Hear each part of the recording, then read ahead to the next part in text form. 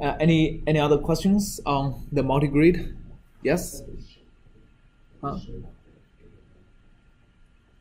Which this one? Yes. Okay. Can I explain this? Yes. So right. So if you write down the Poisson's equation matrix A, right, and you look at the eigenvalues of A. I mean, let's actually code it up in MATLAB. So let's code up a very simple Poisson's system, right? So let's n equal to 128, and A equal to, let's say dx is equal to 1 over n, and A equal to I of minus 2 times divided by dx square in the diagonal, and times minus 2 divided by dx on the diagonal, and the plus diag 1s and minus 1. So this is upper diagonal, and I also want a lower diagonal. So put a 1 here, put a minus 1 here. I think I get a matrix, right? That is roughly the Poisson's equation. And I think V lambda equal to eigenvalues of A. Is that right? So let's see. What is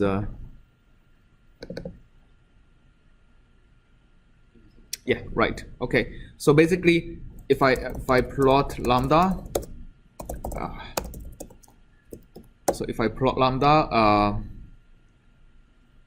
I guess this is not sorted. Yeah, okay. Plot the diag of lambda, right?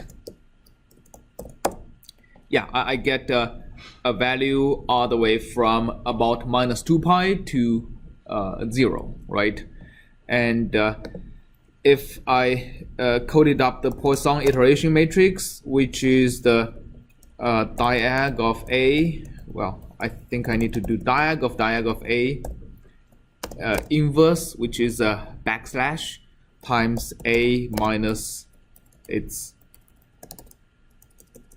diagonal, right?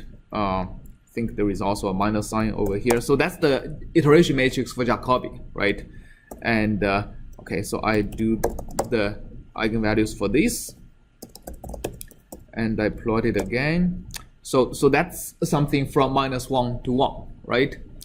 And I can actually plot the first eigenvalue. I'll plot the first eigenvector. I don't remember. I think it might be, yeah, it doesn't matter. So the first eigenvector is something like that. I think I might have sorry, I think it must be wrong. The first eigenvector must be that, right? So that's the first eigenvector corresponding to the eigenvalue very close to minus 1. So it's, you can see it's the most oscillatory one. It basically goes from positive, negative, positive, negative.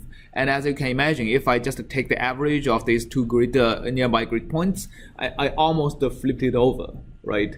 And as you can imagine, if I make the grid points more and more, the rate of convergence would be even slower and slower.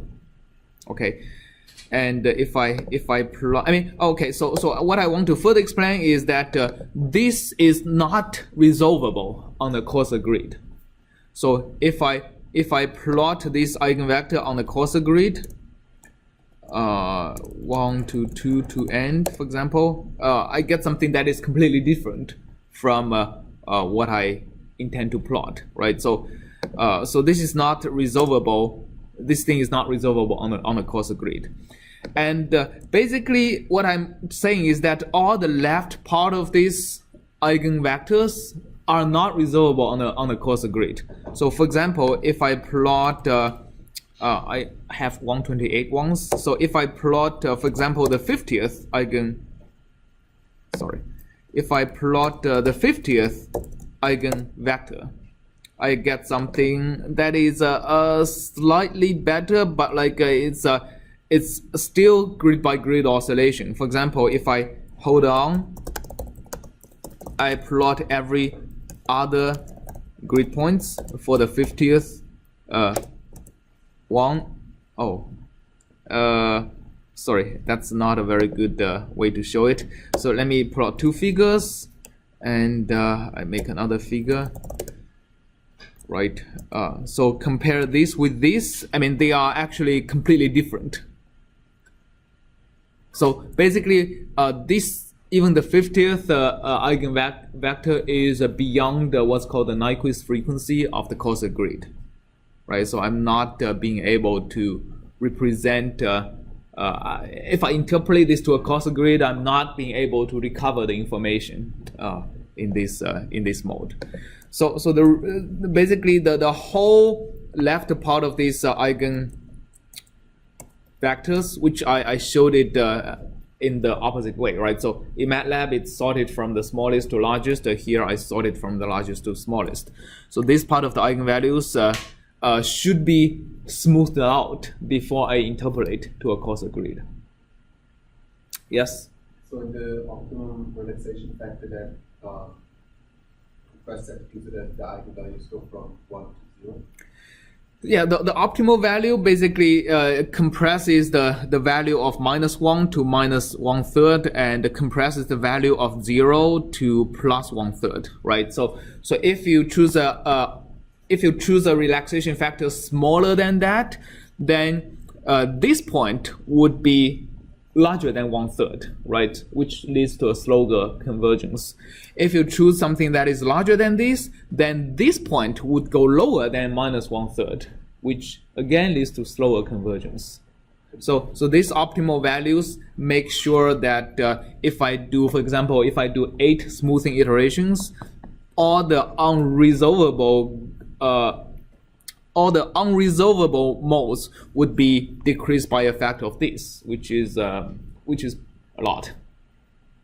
And why is it 2/3? So why do you want to be within 1/3 to -1/3 for personalization? This is because the under relaxation basically scales all the eigenvalues in a linear way, right? So if you look at so let's say if I look at the iteration matrix for the under relaxed iteration, basically you can figure out the iteration matrix by crossing out the B, right?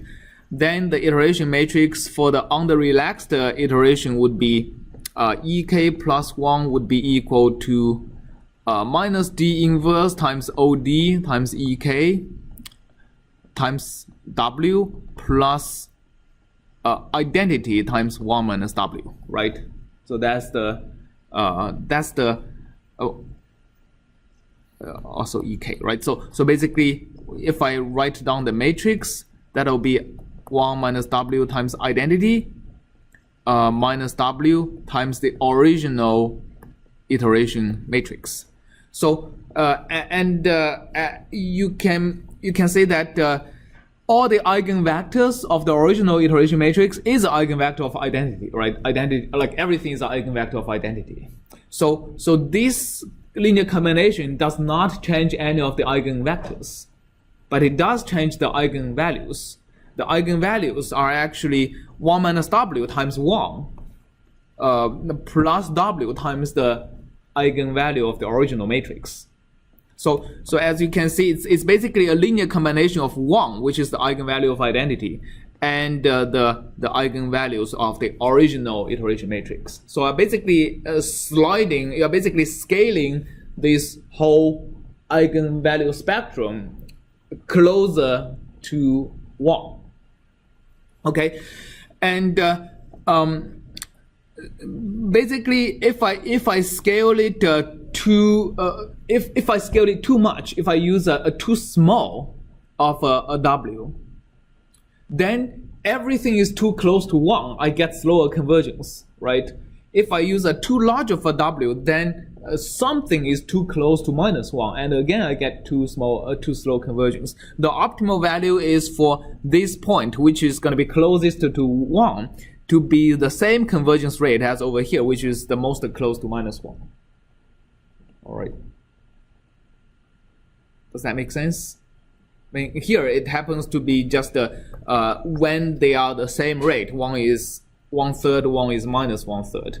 For other systems, I mean, if you scale it optimally, maybe one is a fourth, the other is minus fourth, right? Yes?